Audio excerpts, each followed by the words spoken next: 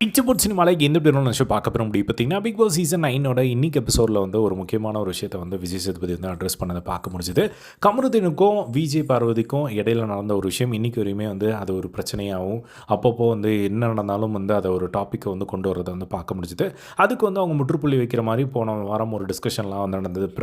Divya Sandra கிட்டலாம் வந்து சொல்லிட்டு இருந்தாங்க. திவ்யா சாண்ட்ரா வந்து உங்கள் அம்மா என்ன நினைப்பாங்க அப்படின்னு சொல்லி கொஞ்சம் யோசிச்சு பாரு அப்படிங்கிற ஒரு பாயிண்ட் வந்து சொல்லியிருப்பாங்க.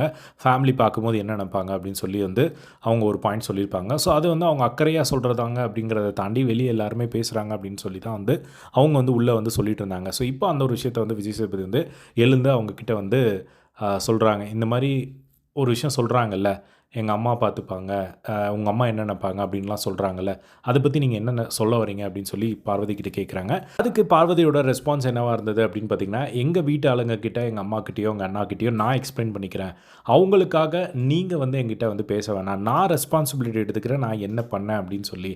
ஸோ எங்கள் அம்மா என்ன நினைப்பாங்க அப்படிங்கிறது எனக்கு நல்லா தெரியும் அப்படிங்கிற மாதிரியான ஒரு ஸ்டேட்மெண்ட்டை வந்து விஜய் சேதுபதி முன்னாடி வந்து கொடுத்துட்டு விஜய் சேதுபதி உட்கார வச்சிட்டாரு. நான் இப்போ இது எதுக்கு சொன்னேன் அப்படின்னா, இந்த இடத்துல நம்ம எல்லாருமே ஒரு அடல்ட், நாம் எப்படி பிஹேவ் பண்ணுறோம் அப்படிங்கிறது நம்மளுக்கு தெரியும்.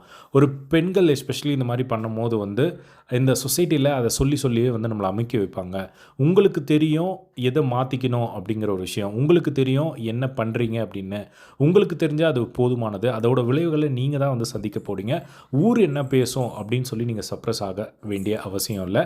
எல்லாருக்குமே வந்து இதை நான் தெளிவாக சொல்கிறேன், அவங்களுக்கு மட்டும் இல்லை அப்படின்னு சொல்லி அந்த ஒரு விஷயத்துக்கு வந்து முற்றுப்புள்ளி வச்சதை வந்து பார்க்க முடிஞ்சுது.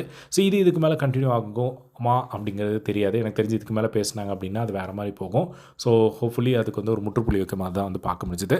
ஸோ இதை பற்றி உங்களோட ஒப்பீனியன் கமெண்ட் பாக்ஸில் ஷேர் பண்ணுங்கள். இதே மாதிரி எல்லாம் பிக் பாஸ் அப்படி தெரிஞ்சுக்க நம்மளோட சேனலை சப்ஸ்கிரைப் பண்ணி சப்போர்ட் பண்ணுங்கள். தேங்க்ஸ் ஃபார் வாட்சிங்.